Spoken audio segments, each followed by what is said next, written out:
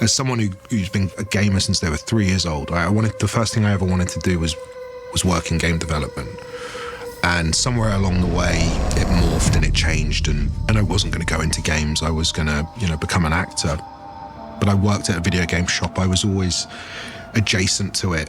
And then something like Saros comes along, and I never thought it would get better than just doing a voice as a character, and then to be scanned, to do mocap, to do PCAP.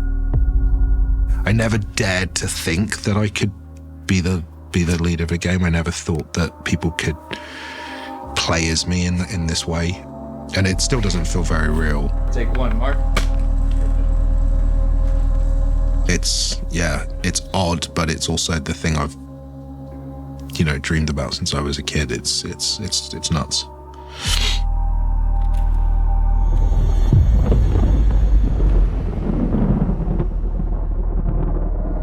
When I saw the actors, our ensemble cast, just walk in all suited up, it was like, man, this is really happening. This is really cool. And I went to our creative director, Greg, and just kind of like, this is real, man. Like, this is exciting. I think the energy that we had on that stage with all the actors, all the crew, you could see Greg's eyes light up in the moment, like, we're doing this. It's always special to have a script and then to watch an actor actually bring it to life, and actually bring it to life in a way you can't even imagine, and bring so much honesty and sort of truth and emotion. It was really powerful, because obviously when you write something that feels emotional, you're not sure how far it goes, but great actors just lift the material. Lies! This is what it does. It gets in your head, and it twists, and it turns.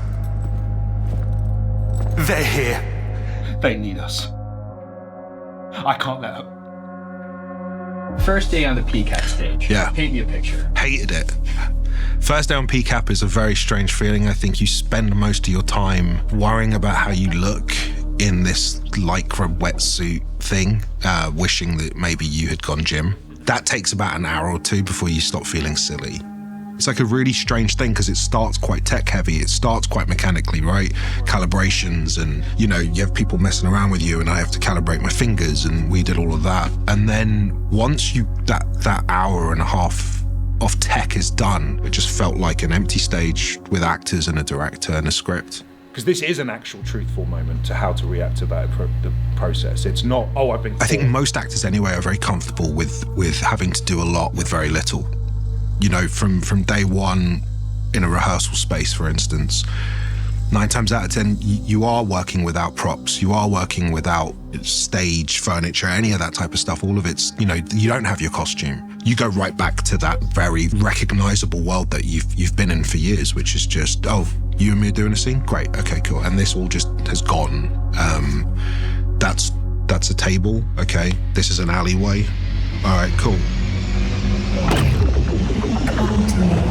So it was always about trying to get the actors in the right place from the beginning.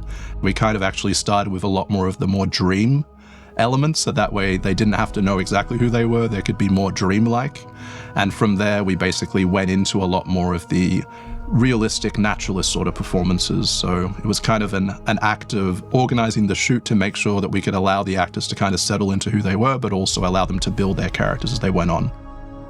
I have to name drop a little bit here, but I'm been good friends with Troy Baker for a long time, and he's kind of been a bit of a PCAP, mocap mentor for me. I remember him saying it was the purest form of acting you'll ever do. And he was right. As soon as we started that, and I realized, okay, I'm not playing a camera. I can put aside all of my technique. And actually now it's just about me and you. This is for us. And come on. Don't you want to live like a king? And the beauty of it is if you and I have a scene together, whatever's happening between us, we feel like we want to be closer than we probably should be. Cool. Well, allow the emotions to do that, and don't worry about the blocking.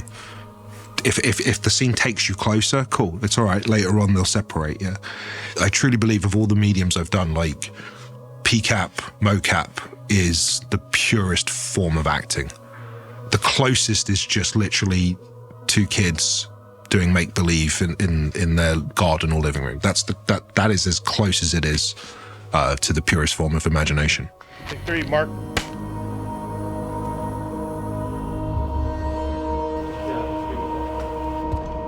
You can come out. It was promised. Raul Coley is a fantastic talent. He takes this very serious, but at the same time, he's a gamer as well. And so he knows what he's looking for in a video game character. You know, on set, he had so many notes, even with the script, like, hey, what if we do this? What if we do that? And that was really interesting to see him collaborate with Greg, because it was like two kids in a sandbox playing with action figures, you know? I was just like, no, man, like, that, let's do this, you know? And honestly, they created a fantastic spectacle. Having to do that 2 beats, and like to find the subtleties of that one being different from that one. If it's like it gets in our heads and it twists and it turns it, and he brings himself down and then addresses them. So I think in the collaboration with Rahul, it was about how to add these little details for players and how to bring this level of authenticity. So whether players are watching the performance capture or hearing the voiceover, it feels authentic and it feels real. Again, when you work on TV and film, and even some games, you get in, and for that week, month, 2 months, that's your interpretation, that's the character, that's as much work as you're able to do on it, and you're out. That was how you felt about that character and that story at that time, and then you're done. But with something like Saros, over the course of 3 years, my attitude about Arjun evolved. And who I thought Arjun was when I first joined versus who Arjun became a year later, and a year later after that also changed. I had to catch a flight, and Housemarque wouldn't have access to me for 6 months, and they needed the trailer. And in order for me to make my flight, I had to record at the other side of town in LA crazy early, and I was stuck in traffic, and I was so worked up and angry at 7, 8 in the morning. We recorded the first teaser trailer, and that voice that came out was angrier, more intense than anything we had done or explored previously. I always come back stronger. Greg and I both immediately felt like we were like, wait, that's him. That's the guy. That's who we've been looking for this whole time. It's LA traffic and an early flight and having to come in and do a recording for a trailer and going, why can't we do this remotely? And being angry and not being good enough to hide it. And then that was where Arjun was really born. All right, here we go from the top. I search for you and find only death.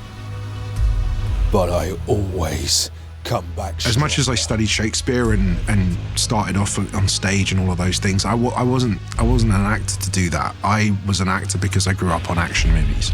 I grew up with Harrison Ford. I wanted to be that. And you don't know where your career is going to go. You don't know how the world's going to perceive you. You don't know how you're going to look or sound later on into your career. But I always wanted to be Indiana Jones. I always wanted to be the Han Solo, the anti-hero, the Blade Runner. That's what I wanted. But that's not where my career went.